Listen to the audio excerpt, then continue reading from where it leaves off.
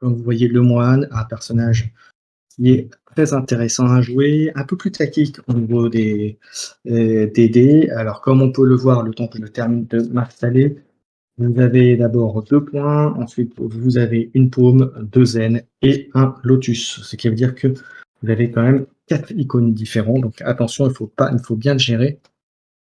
Il faut bien gérer tout ça et on va en parler tout de suite. Alors, le temps de chercher mes petites cartes et on va y aller. Alors, donc les dés, on en a parlé, donc 4. Donc voilà, donc clairement, en général, le moine, si vous partez sur une compétence, vous allez jusqu'au bout ou voilà, ou si vous tombez sur quelque chose, n'allez pas pousser plus loin la chance.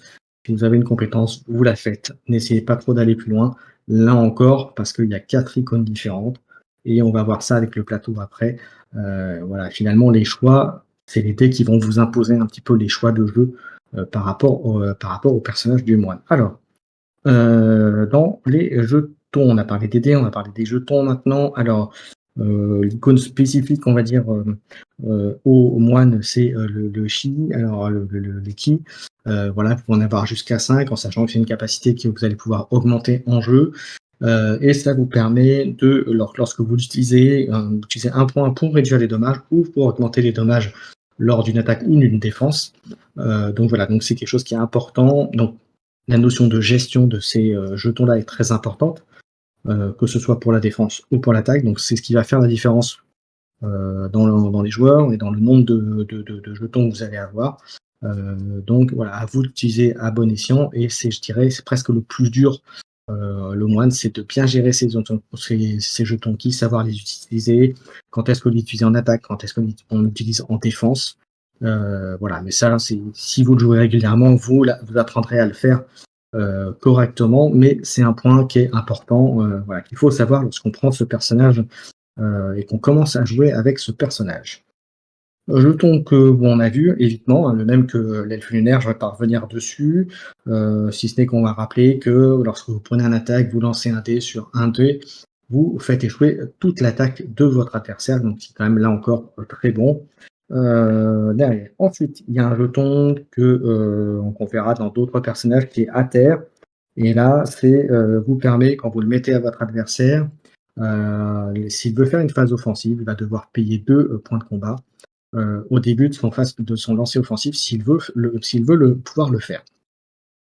Et enfin, purification, ça vous permet de gagner un jeton et vous pouvez le dépenser pour enlever un état qui est sur vous.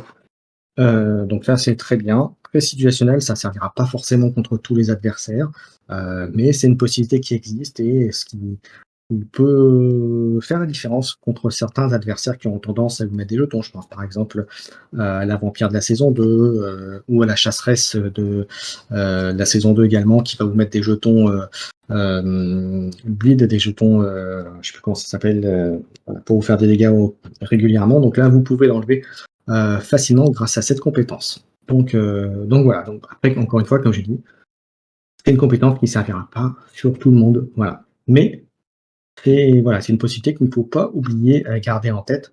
Ça peut être important et ça peut sauver et retourner une partie. Alors effectivement, comme dit Desbones, contre l'elfe, ça peut, voilà, cette purification peut être très intéressante puisque l'elfe, lui, va avoir tendance à vous mettre une flopée de jetons, le prix pour cible, l'éblouissement par exemple. Bon bah là, si vous avez la purification, tu fais: «Tiens, je l'enlève tout de suite» et puis hop, on n'en parle plus, hein. Voilà, donc c'est plutôt, très, très bon effectivement. On va partir sur le plateau, du moine et on va commencer par l'attaque classique, la de base, c'est-à-dire le coup de poing, mon cher Rufus. Alors le coup de poing, vous avez vu, c'est avec les points justement. Il y en a 2, donc une chance sur 3 de les avoir. C'est pour ça que c'est, l'attaque la plus simple à obtenir en général. Ça fait 6, 7 ou 8 dégâts, ce qui est quand même très, très correct pour une attaque de base. On va passer tout de suite à l'amélioration, coup de poing numéro 2. Donc là, on voit que pour 1 CP et on comprend pourquoi ça ne vaut qu'un CP, parce qu'en fait, ça ne fait qu'améliorer les dégâts et que de 1. Donc voilà, là encore, c'est une compétence que vous pouvez faire si vous n'avez pas grand chose à faire avec les CP, mais sinon, Voilà, notamment si vous allez au tour 1, vous allez souvent préférer ou dans les premiers tours, préférer augmenter les autres, compétences plutôt que celle-là. Parce qu'au-delà des dommages, elle ne va pas rajouter de choses supplémentaires, elle va pas vous faire gagner de ki ou d'évitement. Donc voilà, clairement, c'est pas la première et c'est souvent pareil, une amélioration que vous allez pouvoir revendre pour gagner un CP pour pouvoir faire autre chose. Ensuite, on passe au coup de poing numéro 3, donc l'amélioration de celui-ci. Et là, celui-là est quand même beaucoup, beaucoup plus intéressant et coûte 2 CP. Concrètement, si vous l'avez, là, pour le coup, ça peut valoir le coup de le prendre, parce que là, au-delà des dommages qui sont plutôt bien, ça vous permet, lorsque vous obtenez 4 chiffres identiques, d'infliger à terre, comme on dit, c'est ça force votre adversaire à utiliser 2 CP à son tour ou une carte, bien sûr, pour enlever, son token. S'il veut faire une phase offensive, il va être obligé de le faire et ben, ça peut être bloquant, ça peut être pénible. Alors, il y aura certains personnages qui vont dire: «Ouais, je m'en fous, j'ai des CP», comme le voleur de l'ombre, ils vont vous dire: «Bah, j'ai des trucs qui» bon, ça va le ralentir, mais ça va pas être très embêtant pour lui au final. Mais il y en a d'autres, voilà, bien positionnés. L'autre, il est à 0 CP au début de son tour, vous arrivez à le mettre à terre, et ben, il va être obligé de soit sacrifier une carte, soit puisqu'on rappelle en début de tour, hein, on gagne quand même un CP, donc ça veut dire qu'il faudra quand même qu'il en trouve un de plus. Donc ça peut être très pénalisant et puis ça peut faire gagner du temps aussi et ça peut aussi faire rater une attaque, hein. S'il a rien dans la main, s'il peut pas sacrifier ou s'il a pas envie de sacrifier une carte, ben ça peut faire la différence. Donc voilà pour le coup de poing. On va passer à enchaînement, qui est d'une très bonne compétence. Alors c'est une très bonne compétence, pourquoi? Parce que là, comme vous avez vu, les points, c'est relativement facile à obtenir et la paume, là, attention, la paume, vous l'avez qu'une fois, c'est une seule face sur les 6. Mais en revanche, ça peut faire pas mal de différence. On verra ça sur les GD tout à l'heure, notamment avec la capacité qui est à côté sur le plateau, on en parlera tout à l'heure, qui est le tourbillon, mais on en parlera. Là, on va parler d'enchaînement. Alors, enchaînement, ça fait 6 dommages, on lance un dé et en fonction de la phase de dé, on fait soit 2 dégâts, soit 3 dégâts, soit 2 ki, soit un évitement ou de purification.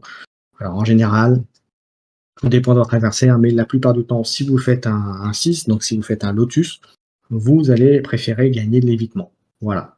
Maintenant, si vous en avez déjà 3, vous allez prendre la purification. Maintenant, sachez qu'en général, le moine gagne un petit peu moins d'évitement que l'elfe lunaire qu'on a analysé juste avant.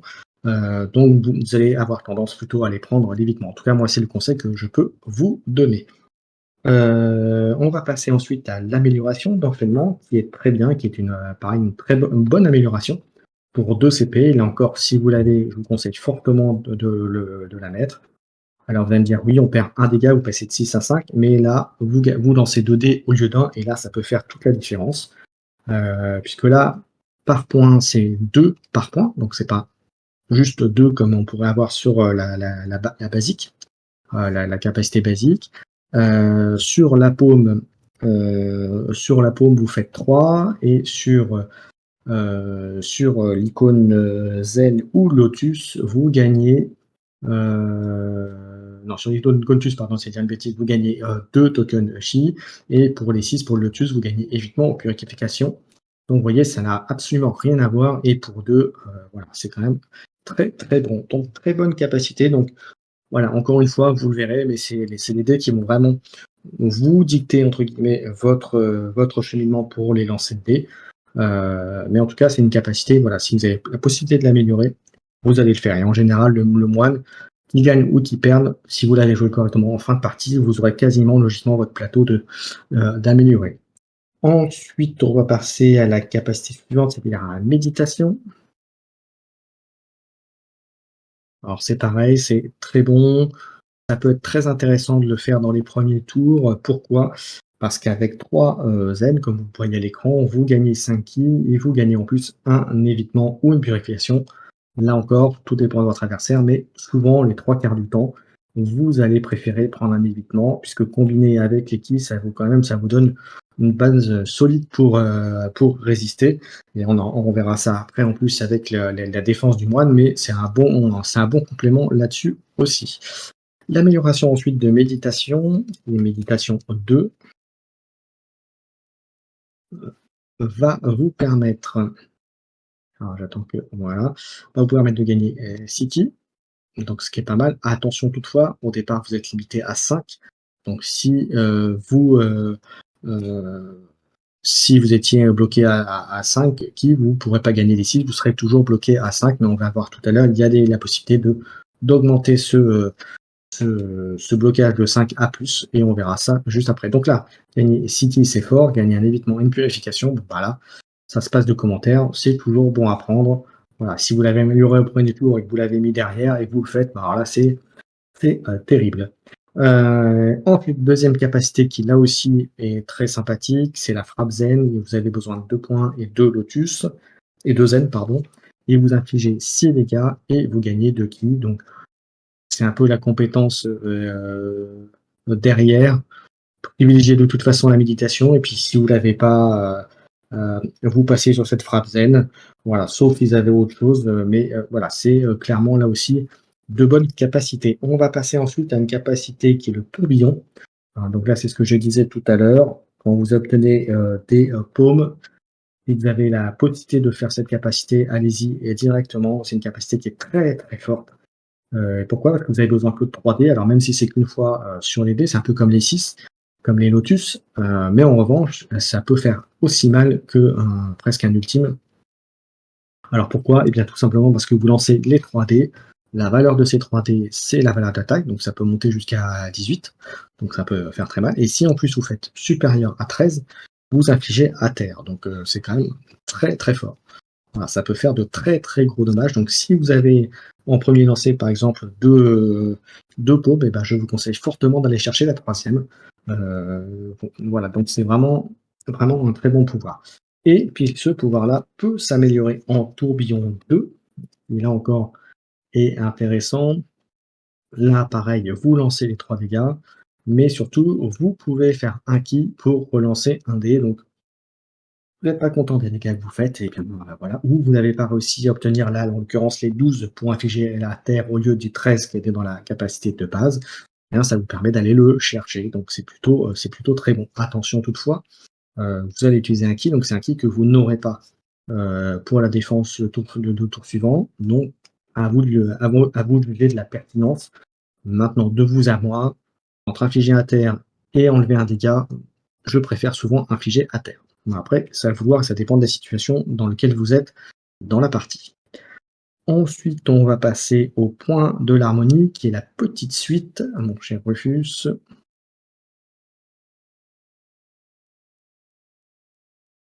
La petite suite, donc comme vous le voyez, ça fait 6 dégâts et gagne 2 ki, donc c'est un pouvoir que vous allez pouvoir souvent, c'est la capacité que vous allez faire par défaut si vous n'arrivez pas à obtenir l'une des autres compétences que l'on a vues et qu'on va voir juste après. Voilà, mais ça reste intéressant. 6 dégâts, c'est pas de gros dommages, mais gagner de ki, c'est quand même, on va dire, multi-usage, encore une fois, puisque vous pouvez l'utiliser en attaque comme en défense. Donc ça reste très très bon. Et cette attaque, compétence, vous pouvez l'améliorer en point de l'harmonie numéro 2. Alors là, vous voyez, on reste à 6, mais on gagne 3 ki, ça coûte 1 PC. Là encore, on comprend pourquoi, puisque ça nous fait gagner que 1 de ki, mais ça peut faire la différence. Donc n'hésitez pas à l'améliorer, mais de vous à moi, c'est pareil. C'est une des compétences que vous pourrez être amené à vendre, revendre, entre guillemets, pour gagner un CP quand vous aurez, par exemple, l'amélioration de tourbillon ou l'amélioration d'entraînement qui arrive, ou dans la frappe du lotus qu'on va voir un petit peu après. Voilà pour les points d'harmonie. Donc ça, c'était pour la petite suite. Donc encore une fois, c'est quelque chose que vous allez faire en général par défaut. Et ensuite, sinon, on va regarder la grande suite, c'est-à-dire la pointe de tranquillité. Voilà, donc il permet de faire 7 dégâts, de gagner un évitement et 3 kills. Donc là, c'est très bon, là encore, hein, voilà. Gagner un évitement, 3 kills, c'est toujours bon à prendre. 7 dégâts, c'est correct, mais c'est surtout couplé avec l'évitement et les 3 kills qui sont intéressantes. Le point de tranquillité, on peut l'améliorer avec point de tranquillité numéro 2.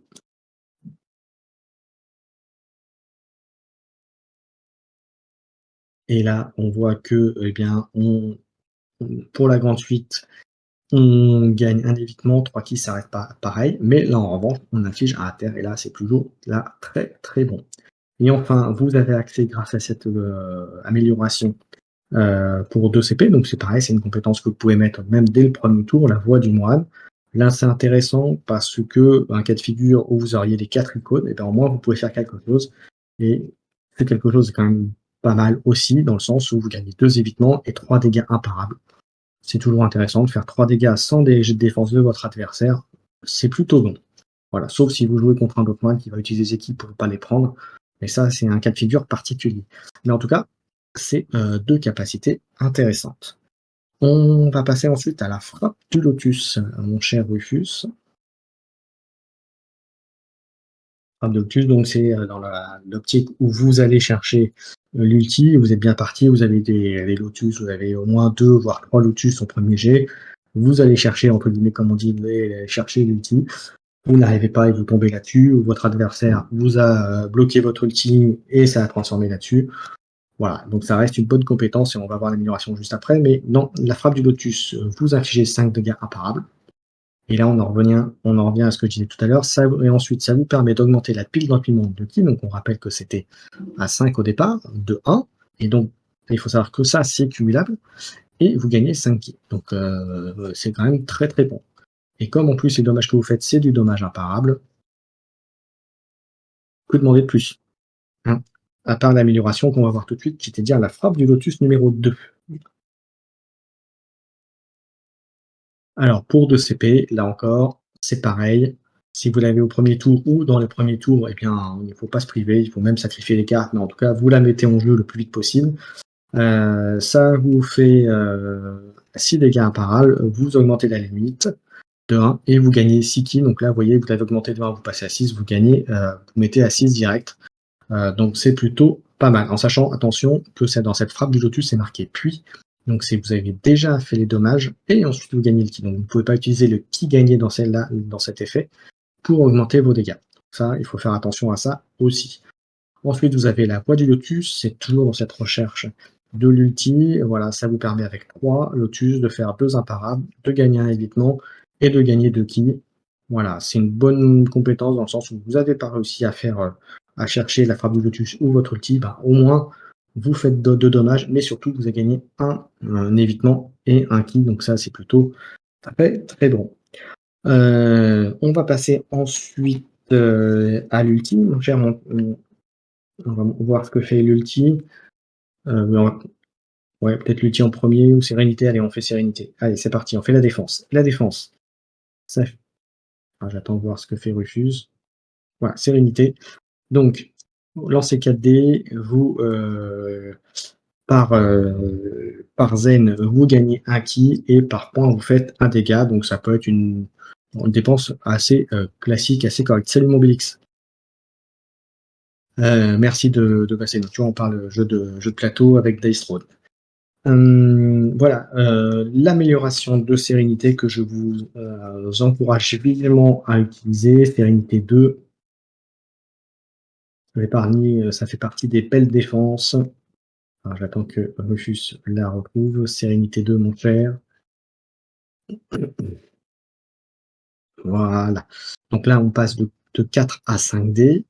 Et là, on voit qu'on gagne du ki et on fait des dommages, pareil, mais c'est surtout on passe à un dé supplémentaire. Pour 2 CP, c'est toujours bon à prendre, notamment dans la recherche de ki. Et enfin, Sérénité 3, qui là encore est très intéressante. Ça fait partie des défenses que, voilà, à mon sens, il faut garder et mettre en jeu. Alors ça coûte 3 CP, c'est un peu cher, mais tu as bien fait, Mobilix. Ah, bien fait. Série T3. Alors là encore, vous passez à 5 dés, vous pouvez gagner du ki, vous pouvez faire des dommages, et surtout, si vous arrivez à faire un lotus et un zen, vous pouvez gagner un évitement ou une purification, donc c'est toujours bon, et c'est surtout c'est dans la défense. Donc c'est plutôt très très bon là encore. Voilà pour la sérénité. On va passer maintenant à donc des cartes à utiliser, à garder absolument et que je vous invite à ne pas revendre si vous n'avez pas augmenté déjà votre défense.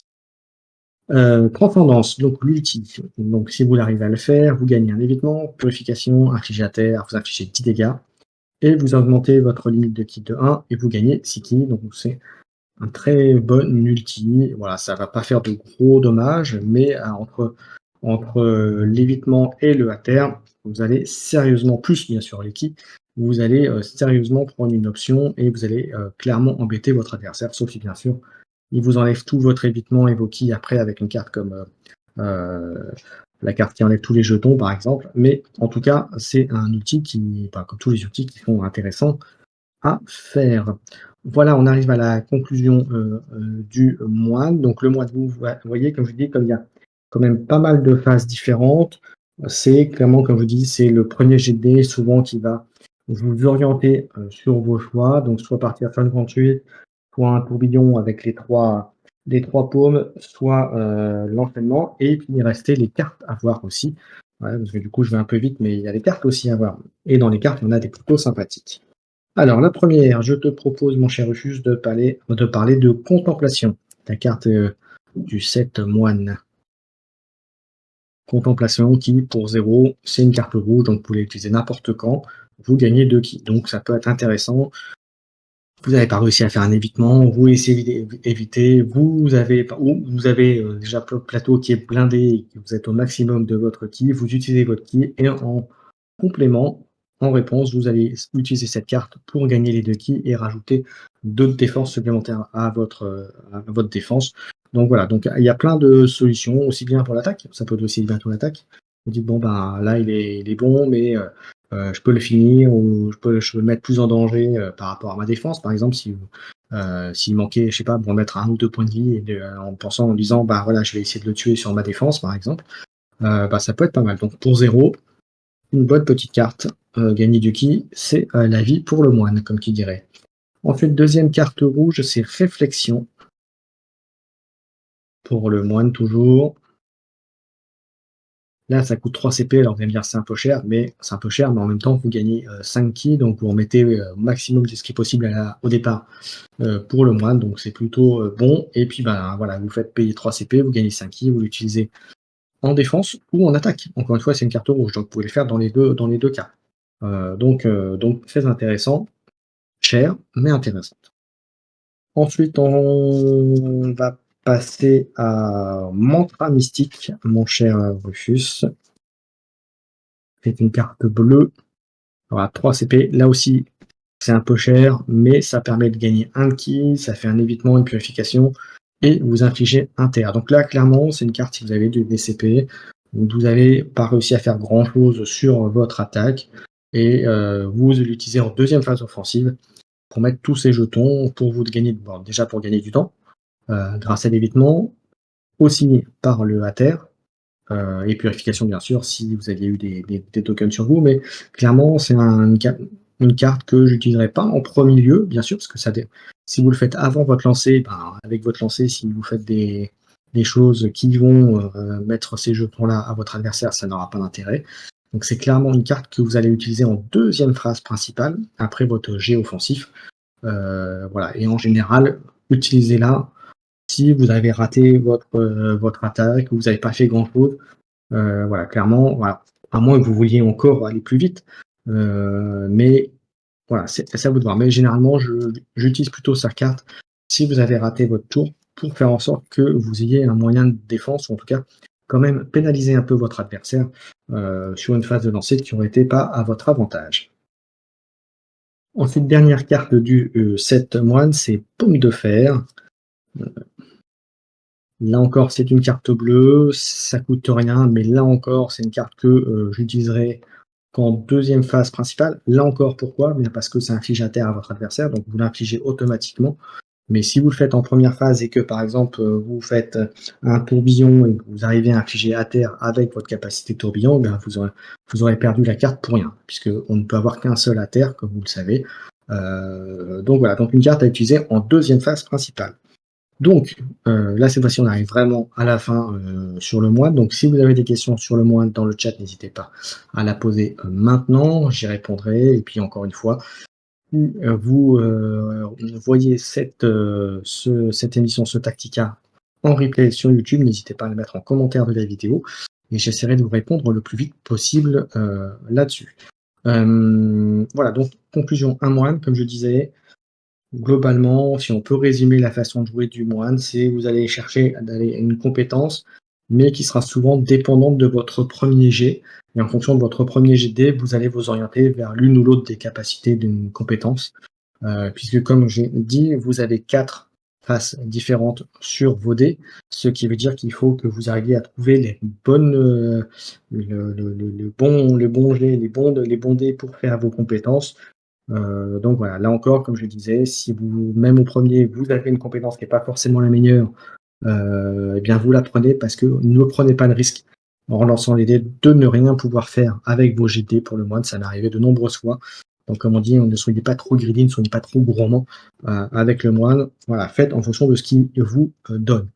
Voilà. Après bien sûr, ça dépend des cartes en main, ça vous dépend de vos points de combat, tout ça, bien sûr. Et bien écoutez, on arrive tranquillement à la fin de la vidéo. Je n'ai plus qu'à remercier tous ceux qui étaient dans le chat, à remercier Rufus. Je vous donne rendez-vous pour ceux qui sont sur Twitch demain soir. On fera le compte rendu de la première saison du championnat Discord, le ladder. Donc avec or, argent et bronze. On verra quels sont les deux finalistes des deux poules or qui vont s'affronter et j'espère pouvoir le faire en direct pardon, avec vous. Et puis pourquoi pas avec mon cher Rufus en commentaire aussi.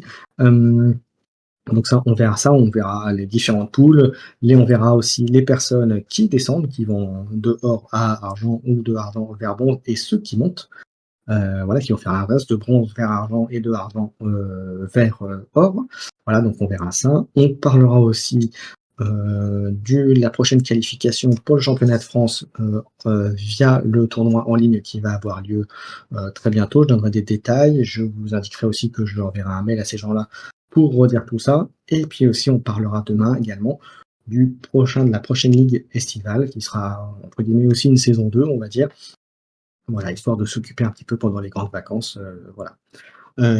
J'en ai terminé. Si vous n'avez pas de questions, je vous souhaite à tous une bonne soirée et on vous donne rendez-vous demain soir pour encore du Dice Throne sur la chaîne. Donc voilà, donc si vous tombez sur ce replay et vous voulez nous retrouver, n'hésitez pas à follow la chaîne. Voilà, vous pouvez faire des dons, tout ce que vous voulez, ça nous aidera pour l'évolution, pour le matériel, tout ça, ce genre de choses. Voilà, merci à tous, bonne soirée